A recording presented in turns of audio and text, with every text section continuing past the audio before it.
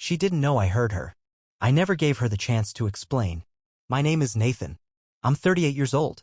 I lived in suburban New Jersey with my wife, Emma, until the day I didn't. It was a Tuesday. I remember that because I had left work around noon with a migraine. My boss had offered to call me a cab, but I waved him off. Said I just needed to sleep it off in a dark room. When I pulled into our driveway, Emma's car was already there. That was weird. She usually worked late. I assumed she might have taken a sick day too. Maybe we'd both end up napping through the afternoon like lazy college kids. The house was quiet when I stepped in. Too quiet. I dropped my keys on the hook and headed upstairs, hoping to avoid the bright lights of the kitchen. My head was pounding. That's when I heard it. Her voice, coming from the guest room. Low, sharp, and angry. I didn't even realize I had stopped walking. I just stood there in the hallway, still as stone, my hand resting on the wall. No, I'm serious, she whispered into the phone. It's like he's just there. Always. Like furniture. I can't breathe anymore. If only he would disappear and be forgotten. The words hit me harder than the migraine ever could. She said it with this mix of irritation and longing. Like the idea of me vanishing was a relief. Like it wasn't something horrifying. It was something she had thought about. Wanted. My throat went dry. I didn't make a sound. I didn't confront her. Didn't open the door or ask who she was talking to.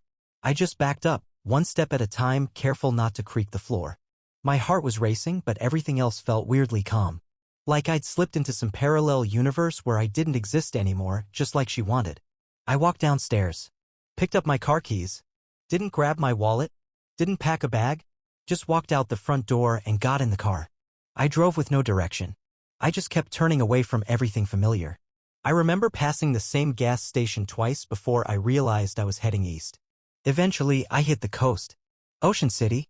I parked near the boardwalk and sat there for a while, watching the waves crash in the distance. Then I got out, took my phone, and tossed it into the water. I didn't check into a hotel that night. I slept in my car. The next morning, I paid cash for a burner phone, filled up the tank, and kept driving north. That was 11 years ago. No goodbye note. No explanation. Just silence. She called my parents. My friends. Filed a missing person report. I know because I saw it all online, from internet cafes and borrowed library cards. Her face was on the news for a while. Crying. Asking the public to help bring her husband home. But she got her wish. I disappeared. And she never knew why. That sentence, that one moment of honesty I was never supposed to hear, erased me from her life. And she didn't even know it. Looking back, it all seems so obvious. The signs weren't neon flashing lights, they were small, quiet betrayals. The kind you don't want to believe, so you shrug them off. One by one. Emma stopped wearing her wedding ring around the house. When I asked her about it, she just laughed and said, "It gets in the way when I'm doing dishes." Don't worry, I still love you. I remember thinking how reasonable that sounded. But then I noticed she wasn't wearing it when we went out either. Not to the grocery store. Not to dinner with her sister. Never. When I brought it up again, she rolled her eyes and said, "Oh my God, are you really keeping tabs on my hand now?" So I let it go. Her phone, too, it used to sit on the kitchen counter like everyone else's. Then it started staying face down. Always. And when it rang, she'd pick it up and walk out of the room. Didn't matter where we were, family dinner, date night, even lazy Sundays on the couch. Just work, she'd say. They're driving me crazy with this campaign. She worked in marketing, late nights weren't unusual. At first. But the happy hours started turning into whole evenings. Then whole weekends. It's a team-building thing, she told me once, not even making eye contact. Don't wait up. She came home at 3 a.m. more than once. No apology. Just a quick kiss on the cheek and some excuse about missed trains or a coworker's birthday turning into an after-party. And me? I just smiled and said okay. I trusted her. Her sister, Katie, used to come by all the time. Sunday coffee, game nights. Then she just stopped. Cold. One day I asked her if I'd done something wrong and she shook her head without saying a word. Her mouth opened like she wanted to tell me something, but she didn't. She just hugged me a little too long and said she had to go. I should have asked again. Pressed her. I didn't. Our 6th wedding anniversary came and went without so much as a card. She claimed she forgot. But Emma didn't forget things. She was the type who set reminders for reminders. That night, I ordered takeout and we ate on the couch. She scrolled through her phone the whole time. Not once did she say happy anniversary. And I told myself she was just tired. That work was stressful. That it didn't mean anything. But the worst part wasn't the missed dates or the secrets or even the long silences. It was the way the house started to feel like a place I didn't belong. Like I was a visitor in my own home. I'd come downstairs in the morning and find her already dressed, already on a call, already out the door before I had my first sip of coffee. No kiss goodbye. No, have a good day. Some nights I'd cook dinner and wait for her until 10, only to get a text saying, "Don't wait up. Leftovers in the fridge." Again. I tried to talk to her once. Really talk. Told her I missed her. Told her I felt like something was changing. She looked at me for a long second, then smiled, not a real smile, just the polite kind people give you at the DMV, and said, "We're just in a busy season, babe. We'll be fine." I wanted to believe that. So I did. But the truth was she was already gone. Not physically. Emotionally. Every warm look, every shared inside joke, every quiet moment that used to feel like home, all of it had been replaced with avoidance. Distance. A version of her I didn't recognize anymore. And I kept telling myself I was imagining things. That I was being paranoid. That maybe I was just too sensitive or insecure or overthinking everything. But the truth was simple even if I didn't want to face it. She had been laying the groundwork to erase me for months. And I let her. Because I loved her. Because I didn't want to believe that the person I married was slowly making room for a life that didn't include me. But she was. And I was too scared to see it. The first town I stopped in was called Astoria, a quiet place tucked in the upper corner of Oregon where the fog clung to the streets like a second skin.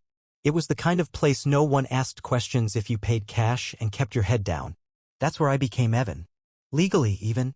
It wasn't hard, you just fill out a few forms, pay a small fee, and swear you're not doing it to avoid debts or warrants. I wasn't. I was just erasing the name of a man someone wished would disappear. I got a job at a server farm outside town. They were short on help and didn't mind that I had no experience. My manager handed me a bucket of cable ties and said, "If you can keep these organized and your mouth shut, you'll do just fine." I did better than fine. The work was simple but steady. My hands stayed busy and my mind had room to think. At night, I slept in a rented room above a garage behind an old couple's house. They thought I was some kind of quiet war vet. I let them. After 6 months of cleaning cables and sweeping floors, I started learning more. I watched the network techs, asked casual questions, stayed late when no one else would. One of them, a guy named Travis, noticed I wasn't stupid and started tossing little projects my way. "You ever mess with Python?" he asked one night, halfway through his sandwich. I lied and said yes. Then I went home and started teaching myself everything I could find online. 2 years in, I wasn't sweeping floors anymore. I was scripting automation tools that cut hours of work into minutes. Word spread. Quiet guy with no degree, but he got things done. A startup out of Portland brought me on as a contractor to optimize their warehouse system. I said yes. Said my name was Evan Hart. Nobody checked. 5 years in, I sold my first custom-built logistics tool to a regional shipping company for $180,000. That was the day I bought a new suit. Cash. Not because I needed it, but because I wanted to see if I still recognized myself in a mirror when I looked like someone. Turns out I didn't. And I kind of liked it. With that money, I built a small team. Remote workers, some overseas. Kept things lean, built smarter tools. Sold them. Rinse and repeat. I wasn't flashy. No Maseratis, no beach house, no social media. I didn't want to be noticed. I just wanted to win. Quietly. 10 years after I disappeared, I had 3 tech companies under my name, Evan Hart, and stakes in 4 others. I vacationed twice a year in places where no one knew who I was, and if someone tried to get personal, I deflected with charm and business talk. Nobody ever pushed too hard. I kept no photos. No mementos. Nothing from the life I left behind. I didn't miss it. At least, I told myself I didn't. Then one night, I flew out to Oregon for a tech summit. One of my companies had just merged with a mid-sized logistics firm, and I was expected to make an appearance at the closing dinner. I booked myself into a small resort along the coast, something low-profile, quiet. Just a few days to shake hands, smile for press photos, and disappear again. It was on my second day there, by the pool, that it happened. I walked over to the towel station, half distracted, running through logistics in my head. And I saw her, pushing a mop, head down, moving like she wanted to vanish into the tile floor. Something in my chest pulled tight. I hadn't said her name in over a decade, not even in my own thoughts. But my mouth moved before I could stop it. "Emma?" She looked up. And in that moment, my entire new life collided with a face I hadn't seen since the day I disappeared. The woman who once wished me gone was now mopping floors at a resort I partially owned. I froze. And so did she. The mop clattered to the tile like a gunshot. Emma's eyes locked on mine, wide, confused, terrified. Her lips parted, but no words came out. For a moment, she just stood there in her beige uniform and name tag, shoulders hunched like she'd been caught stealing. Then she collapsed. Not fainting exactly. More like her knees gave up on holding her up. She dropped straight to the floor, hands shaking, breath coming in fast little bursts. People rushed over, guests, a lifeguard, someone from the spa. I didn't move. It was like watching a car crash from the other side of glass.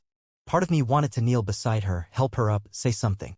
The other part just stood there, stunned, watching the woman who once wished me erased fall apart at my feet. Someone call a medic, someone yelled. She needs water. Emma's head was bowed. I couldn't see her face, but I knew she knew it was me. There was no mistaking it. My voice, my face, no matter how much I had changed, she recognized me. And I recognized her too. She looked older, yes, but not in the way people age with time. She looked worn down, like life had taken a tire iron to her ribs and kept swinging. Her skin was pale, her hair pulled back in a way that screamed convenience, not care. And her name tag, E. Langston, housekeeping, hung crooked on her chest. Langston. She'd gone back to her maiden name. The irony almost made me laugh. They brought her into the staff break room. I stood outside for a while, unsure what to do. My heart was pounding like I'd just run a mile. All the air felt wrong. Too tight. Too bright. Eventually, someone came out and said, "She's okay. Just shaken. Do you know her?" I nodded slowly. Yeah, I do. They offered to let me in. I didn't answer. I just walked away, not far, just enough to find a bench by the lobby and sit down. I must have sat there for 20 minutes. In that time, I pieced it together. She worked here. Not temporarily, not seasonally, she lived on site. That meant one thing, she had nothing else. No home, no savings, no safety net. The Emma I knew would never have taken a job like this if she had another option. Somewhere along the way, her whole world had crumbled. And somehow mine had landed right on top of hers. I walked to the front desk, still not sure what I was doing. The woman behind the counter gave me a polite smile. "Can I help you, sir?" "Yeah," I said, keeping my voice even. "Can you confirm something for me?" She raised her eyebrows. "I'm an investor," I added, pulling out my card and sliding it across the counter. "Evan Hart. I'm a silent partner in the Wilford Hart acquisition that merged with this resort last quarter." Her eyes widened slightly. She picked up the card, glanced at her monitor, then nodded quickly. "Yes, of course, Mr. Hart. Is everything okay? I just wanted to confirm something." I leaned in slightly. "Do your housekeeping staff live on site?" She blinked. Some of them, yes. The ones without other accommodations." "Is there a problem?" "No," I said softly. "No problem at all." I turned and walked out. The woman who once begged the world to forget me was now hiding in a supply closet with my name on her paycheck. I didn't know how to feel about that. Not yet. But I knew this much. I wasn't done here. I waited until the next morning to see her. I told myself it was to give her space, let her recover from the shock. But really, I needed time. To think. To calm the noise in my head. To make sure I wouldn't explode the second we were face to face. I arranged it quietly through the hotel manager. Said I wanted to meet with a staff member about a guest services concern. I didn't give a name. Just a time and a room number. Room 314. Not too high, not too exposed. Neutral ground. I sat in the armchair by the window and waited. 10 minutes past the hour, there was a knock. Light, hesitant. I opened the door. Emma stood there, same beige uniform, eyes swollen, lips pressed tight. She looked like someone who hadn't slept. Someone who had seen a ghost. "Come in," I said. She stepped inside slowly, arms folded across her stomach like she was holding herself together. Her eyes flicked around the room, avoiding mine. I didn't offer her a seat. She didn't take one. For a while, we stood in silence. The only sound was the faint humming from the mini-fridge. Then she spoke. "You're alive," she said, barely above a whisper. I stared at her. "You sound disappointed." She flinched. Nathan, She stopped herself. Swallowed. "I thought you were dead." "I know. I waited for news. For months. Police, hospitals, missing persons alerts. I even thought maybe you'd been kidnapped." "You waited for the police," I said, my voice flat. "But not for me." Her shoulders sagged. "That's not fair." "No," I said. "What's not fair is hearing your wife wish you would disappear. Then watching the world pretend like you never existed." She closed her eyes. "I didn't mean it." "Yes, you did." Tears welled up, but I felt nothing watching them gather. It was a moment, she said, her voice trembling. I was angry. I was scared. She trailed off, shaking her head. I was stupid. I nodded slowly. Yeah, you were. We stood there a moment longer. Then I asked, who were you talking to that day? She hesitated, then answered, a coworker, a man. His name was Dan. Was? He left, she said quietly. About 3 months after you vanished. He said he couldn't handle the drama, that it was too complicated. I let out a short, cold laugh. So you blew up your life for a guy who didn't even stick around. Her lip quivered. I didn't mean to blow it up. No, I took a step closer. You told someone you wished I would disappear. And then I did. What did you think would happen? I didn't know you heard me, she said. I didn't know you were home. I was upstairs, I said. I had a migraine. Came home early. I stopped outside the guest room and heard you say it word for word. And instead of asking why or giving you a chance to spin it, I just left. She looked up, finally meeting my eyes. Why didn't you say something? Why didn't you give me a chance to explain? Because I didn't want an explanation, I said. I wanted peace. She started to cry, silent and shaking. I lost everything, she whispered. My job, my apartment. My family turned their backs on me. Everyone blamed me. Because you were the last one to see me. She nodded. I saw the missing posters, I said. The TV interviews. The candlelight vigil. You really played the grieving wife. I wasn't pretending, she said, her voice cracking. I was grieving. I didn't know what had happened. I thought maybe you'd been in an accident. Or that I killed myself? She winced. I sighed. You know what the worst part was? I actually believed for a while that maybe I deserved it. Maybe I was boring. Maybe I was just some background character in your story. And then one day, I stopped caring what you thought. She looked up again, mascara smudged, eyes desperate. I'm sorry, Nathan. I'm not Nathan anymore, I said. She blinked. I'm Evan Hart. I own the resort you mop floors in. She went still. I'm your boss, I added. Technically. Silence. Then, almost inaudibly, she whispered, what happens now? I picked up my room key, slipped it into my pocket. You got your wish, I said.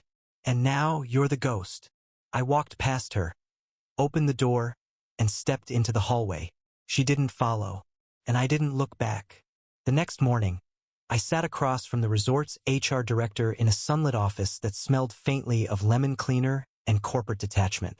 I didn't bring up Emma's name at first, just asked about general staff reassignments, policy, protocol.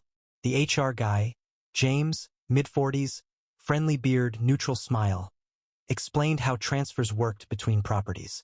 Discreet, efficient, no drama. As he put it, why? He finally asked, folding his hands over his notepad. Is there an employee you'd like to discuss? I nodded once. Emma Langston, I said. He clicked his pen. Housekeeping. Been with us for about 3 years. Lives on site. No complaints on record. I'd like her transferred, I said, to the South Bend property. He raised an eyebrow. That's a much lower traffic location. Seasonal staffing, limited amenities. I know. She'd lose a shift per week, and housing's not on site. I know that too. James hesitated. Do I need to ask why? I met his eyes. No. There was a long pause. Then he nodded and made a note. No termination? He asked. No need. Just distance. It wasn't about punishment. Not really. I didn't want to destroy her life. Just remove her from mine. Make sure we were never under the same roof again. That she couldn't walk the same halls I owned. Mop the same floors I walked.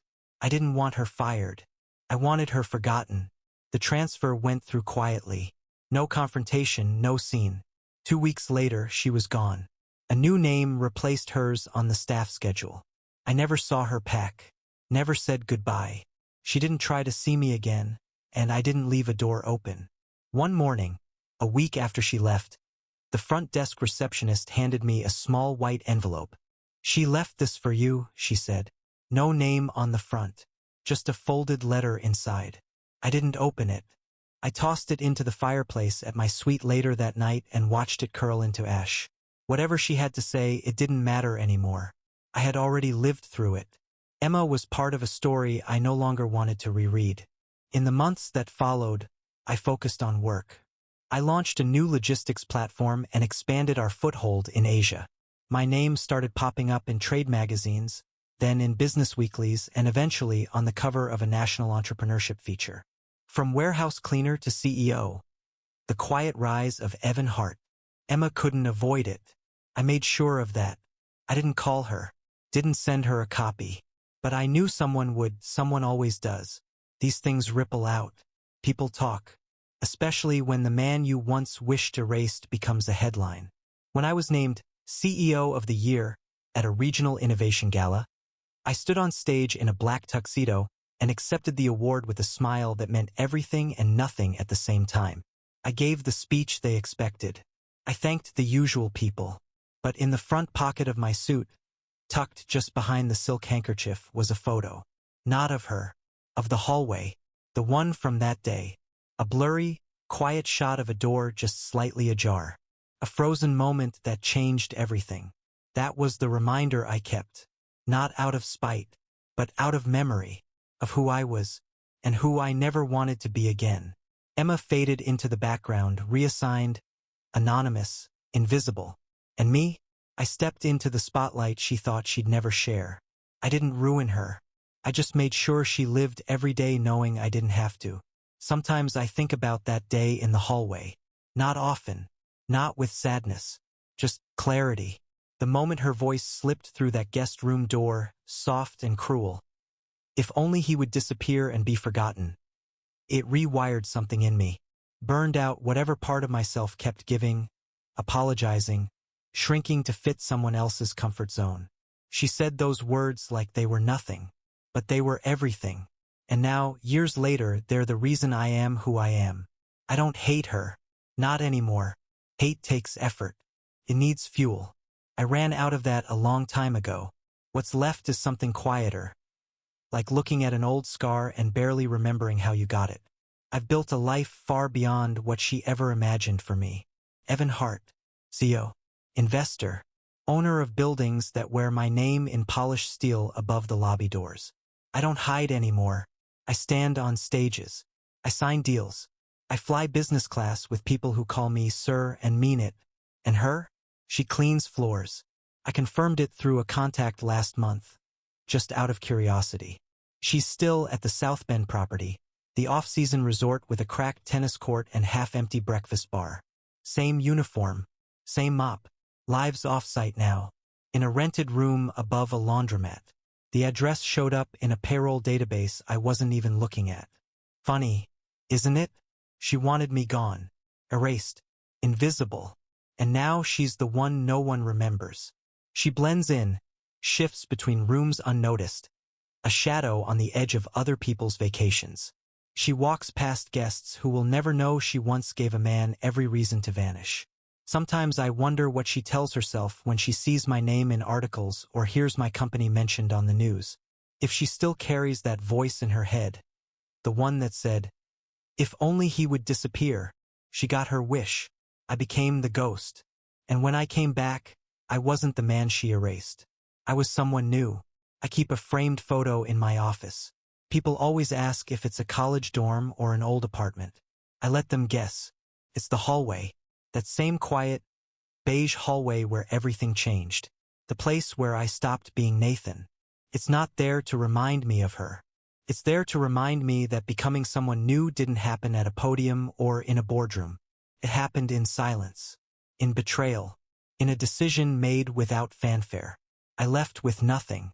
And built everything. No revenge. No outbursts. Just evolution. Some people climb mountains. I buried a name. I hear Emma's still quiet. Keeps her head down. Doesn't talk about the past. I doubt she tells anyone who she used to be married to. Maybe it's easier for her to pretend that part of her life never existed. Just like she wanted to do to me. But the truth always outlives the story. She erased me from her life and ended up erasing herself. And me? I kept moving, kept building, kept living. Because the best revenge isn't destruction. It's survival. It's success. It's peace. And I have all three.